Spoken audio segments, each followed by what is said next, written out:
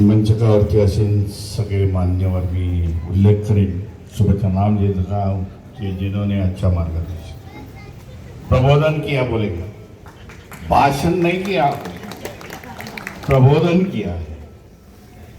मोरयाजींच्याबद्दल बोलायला नको, मोरया आहेत बाबा, सम्राट अशोकाचे वंशज आहे असं जोरात जोरात मला सांगतात. बोला वंशज है तो आ जाओ, आज रख दो अपनी बात लोगों के सामने. सर्व भारतीय बौद्ध महासभेचे पदाधिकारी, उपासक उपासिका, सगळ्यांना नमो बुद्धाय. सर्वप्रथम सम्राट अशोक जयंतीच्या जी जयंती 2330वी आहे, त्या जयंतीच्या तुम्हाला हार्दिक हार्दिक शुभेच्छा देतो. आणि बऱ्याच दिवसापासून हे चाललं होतं की सम्राट अशोकांच्या प्रतिमा लावायला पाहिजे म्हणून. मी कधीतरी हरियाणा की राजस्थानमध्ये गेलो होतो, एक 2-4 वर्षापूर्वीची गोष्ट आहे. बोलत असताना तिथे भाषण करत असताना मैंने कोई प्रबोधन नहीं किया, मैं भाषण करता हूँ. आणि मी बोलत असताना तिथे बोललो त्या राजस्थान किंवा हरियाणा मधल्या लोकांना, भारतीय बौद्ध महासभेचा कार्यक्रम होता. हमें सम्राट अशोक की जयंती साजरी करनी पड़ेगी, यहाँ तुम्हें शुरुआत करनी पड़ेगी. हर साल जोर से मनाओ. त्याने नंतर सांगितलं, भीमराव जी जयंती हम लोग यहाँ मनाते हैं, बड़ी प्रोसेशन निकालते हैं, शोभा यात्रा निकालते हैं. बघितलं उत्तर भारतामध्ये सम्राटांना मानणारा खूप मोठा वर्ग आहे. हे मौर्य समाजाचे, म्हणजे ज्यांचे सरनेम मौर्य आहे, सैनी आहे, कुशवा आहे, साक्य आहे, हे सगळे त्याच सम्राट अशोकांचे वंशज म्हणून आज गणले जातात. आणि ते आता हळूहळू बौद्ध धर्मामध्ये येत आहे. म्हणून जे मगाशी मौर्याने सांगितलं एवढे कोटी होणार, सुरुवात आहे. संख्या खूप मोठ्या संख्येने वाढेल. गुजरातचं पण त्यांनी उदाहरण दिलं, त्याच्यामध्ये मी ॲड करू इच्छितो की गुजरातमध्ये आता चांगल्यापैकी परिवर्तन आहे. कोलिया समाजाचे लोक मला भेटले होते त्यावेळेला सूरत में, मौर्या जी, और उन्होंने मुझे एक छोटी सी पुस्तिका दे दी जो ज़्यादा 25-30 पेज के ऊपर नहीं थी. मैं बोला इसमें क्या लिखा है, गुजराती में है, थोड़ा थोड़ा तो मैं जानता हूँ गुजराती. बोले हम लोग ने इसमें दिखा है कि हम लोग बौद्ध हैं, कोलिया डायनेस्टी के हैं, ज्या माता यशोधरा त्या कोलियाच्या डायनेस्टीतल्या होत्या, वंशातल्या होत्या. तो हम लोग ने जानकारी ले ली है, इसके लिए हम लोग अभी बौद्ध बनना चाहते हैं. ये कोली समाज आहे गुजरातमधला, पैसेवाला. सुरतमध्ये त्यांचे कपड्याचे धंदे खूप आहेत. 2दा त्यांनी माझे कार्यक्रम घेतले होते, तेव्हा मैंने जान लिया कि भाई इनके पास आर्थिक सुबत्ता काफ़ी है. धीरे धीरे बोल रहे हैं भाई हम लोग बौद्ध हैं, ये पाखंडवाद छोड़ के हम लोग आते हैं. हे परिवर्तन गुजरातमध्ये चाललेलं आहे बाबा. या 6 डिसेंबर म्हणजे मागच्या 7 डिसेंबरला मी सूरतमध्ये होतो. 5-6 इथे 7 दिसंबर को मैं सूरत गया. मैंने बताया कि भीमराव जी आना पड़ेगा किसी भी हालत में. बोला 5-6 इतना मैं बिजी रहता हूँ, तरी पण मी गेलो.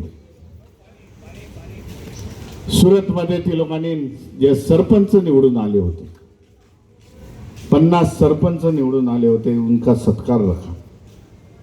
सरपंच के साथ साथ नगरसेवक जे आले होते त्यांचा ते लोकांनी सत्कार ठेवला. डॉक्टर बाबासाहेब आंबेडकरांना महापरिनिर्वाण दिन देखील साजरा केला तिथे. आता मी भावनगरला गेलो होतो 15 दिवसापूर्वी. त्या भागातले गुजरात नॉर्थ मला वाटतं तिकडचे जे सरपंच आले होते निवडून 100च्या वरती होते. बाबासाहेबांची प्रतिमा एक ना कुठली पॉलिटिकल पार्टी आहे त्यांच्याकडे ना कोण लीडर आहे, परंतु असा काही कार्यक्रम असला तर भीमरावजी आना पडेगा. आणि मी देखील जातो कारण बदलाव है उधर, प्रबोधन होने जा रहा है वहाँ, म्हणून त्यांना हे करण्यासाठी जातो. सम्राट अशोकाची जयंती आपण चांगल्यापैकी डिसिजन घेतला आहे, लोकांना तो मान्य झाला. मला व्हॉट्सअपच्या माध्यमामधून आला आणि घोषणा केली. मी माझा व्हिडिओ मी दिला औरंगाबादमधून मिलिंद कॉलेजच्या पटांगणातून, PS इंजिनिअरिंग कॉलेजच्या पटांगणामधून. आणि अशी खंत वाटली, आपण एवढा मोठा व्हिडिओ तर दिलाय, आपण औरंगाबादमध्ये आहे. 2 दिवसापासून मी औरंगाबादमध्ये होतो. आज दुपारी 2 वाजता निघालो आणि 6 वाजता पोचलो इथे. तेव्हा एक खंत वाटत होती की सम्राट अशोकाला अभिवादन तर करणं गरजेचं. मग हा माझा व्हिडिओ तिकडच्या सगळ्या आमच्या सिद्धार्थ मिलिंद कॉलेजमधल्या सगळ्या प्रिन्सिपॉलनी बघितला. आमची मीटिंग होती, मी ट्रस्टी आहे त्याचा. फिजिकल कॉलेज PS फिजिकल कॉलेजमध्ये मी गेलो. त्यांनी सांगितलं भीमरावची सगळी व्यवस्था केलेली आहे, सकाळी 8 वाजता सम्राट अशोकाची प्रतिमा आहे, तुम्ही एकदा येऊन तर बघा. आपण तिथं त्रिशरण पंचशील घेऊ. सगळा स्टाफ बोलवलेला आहे. खरं आज सुट्टी होती, परंतु स्टाफ सगळा हजर होता.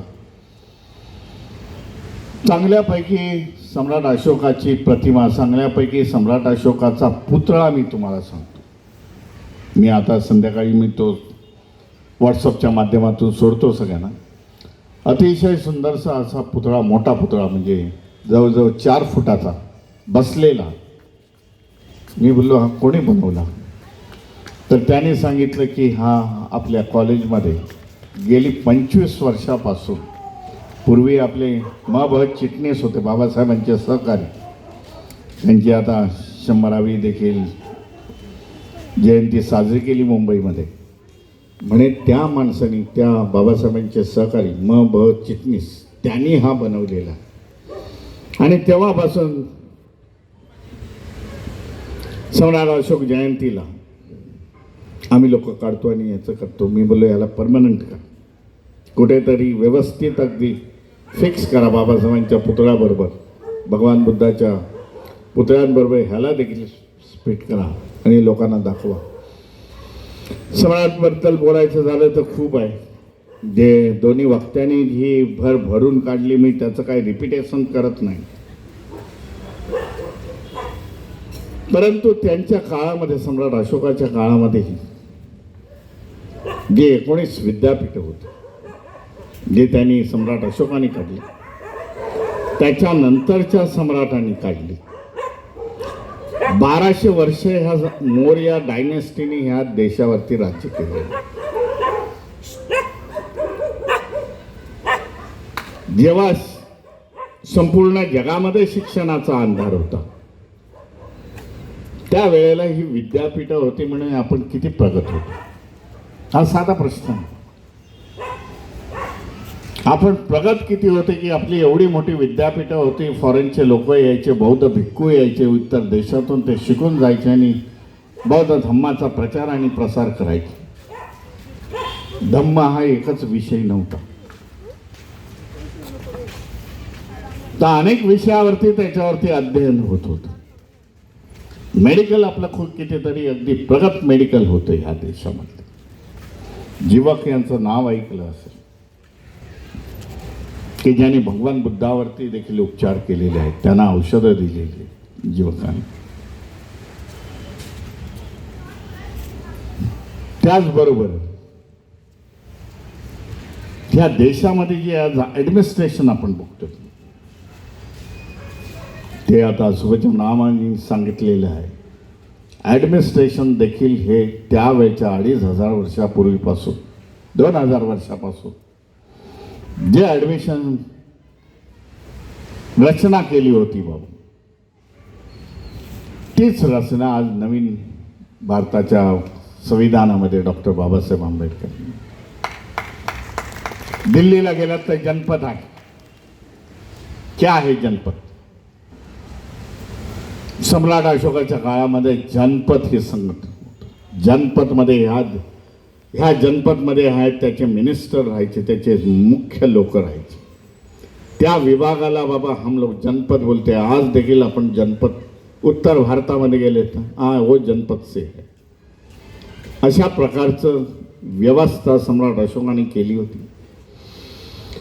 परंतु इतिहास हा दडपल्या गेला. जो चांगला इतिहास आहे या देशामधला दडपले गेले. तो बाहेर काढण्याचा आपला हा प्रयास आहे. बाबा जे लोक आपल्याला आज जुळत आहे त्यांच्या माध्यमातून त्यांच्या लोकांपर्यंत जावा हा इतिहास. लोकांनी दुसऱ्यांना समजावून सांगावा सम्राट अशोकाचा इतिहास. काल्पनिक गोष्टी आता सोडून द्याव्या. ह्या देशाचं दुर्दैव असं आहे, ह्या देशाने कधीच भगवान गौतम बुद्ध, सम्राट अशोक वगैरे ह्याच्यानंतर सत्याला कधी समोर गेले नाही. सत्याला जर समोर गेले असते तर देशाचं आज कुठल्या कुठे प्रगतीला गेला असतं. हे काल्पनिक सगळ्या गोष्टीवरती, काल्पनिक गोष्टीला असत्याला सत्य मानून हे लोक चालले, म्हणून देशाची अधोगती झाली. जे देश सत्याला समोर गेले, भारतातून बौद्ध धर्म लुप्त झाला, एशियन कंट्रीजमध्ये गेल्यानंतर, परंतु सत्य त्याने स्वीकारलं, बौद्ध धर्म स्वीकारला, विज्ञानवादी दृष्टिकोन घेतला, वो देश आगे निकल गए. कई उदाहरण है, चाइना से लेके जपान तक. बाबासाहेबांनी देखील संविधानामध्ये लिहिलेलं आहे. संविधानाच्या कलमामध्ये बाबासाहेब म्हणतात की येणाऱ्या काळामध्ये या देशाची जर प्रगती व्हायची असेल, देश जर चालायचा असेल तो विज्ञानावरती चालायला पाहिजे. परंतु देशाचं दुर्दैव आहे, देशातील राजकर्त्यांचं दुर्दैव आहे, जनतेचं दुर्दैव आहे की अलीकडच्या काळामध्ये एक वर्षापूर्वी जी रॅफल नावाची विमानं आली, प्रगत विमानं स्वीडनमधून घेतली.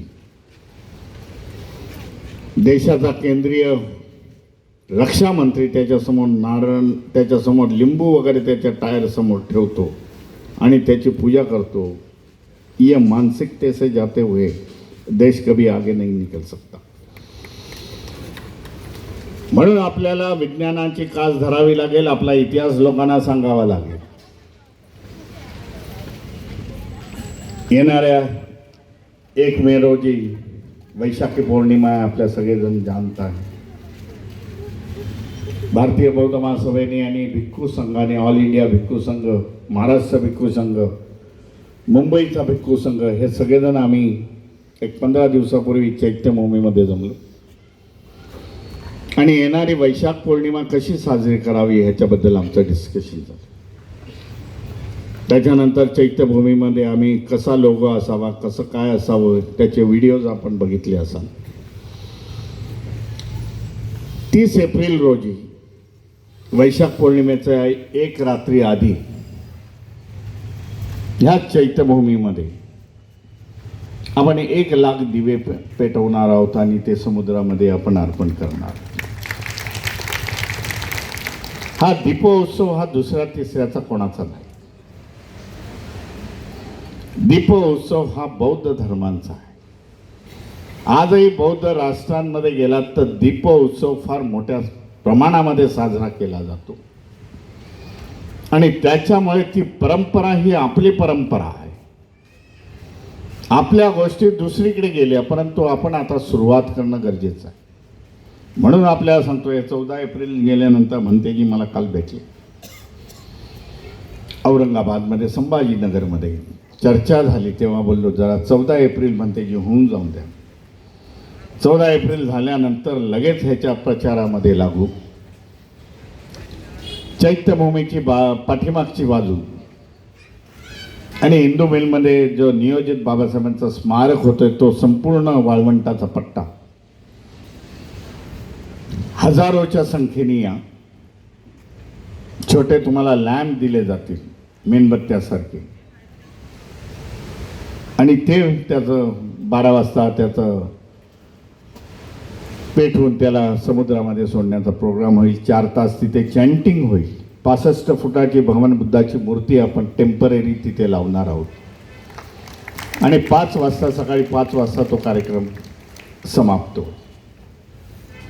काही लोकांनी सांगितलं किती म्हणजे एन्व्हायरमेंटचा लॉस होईल,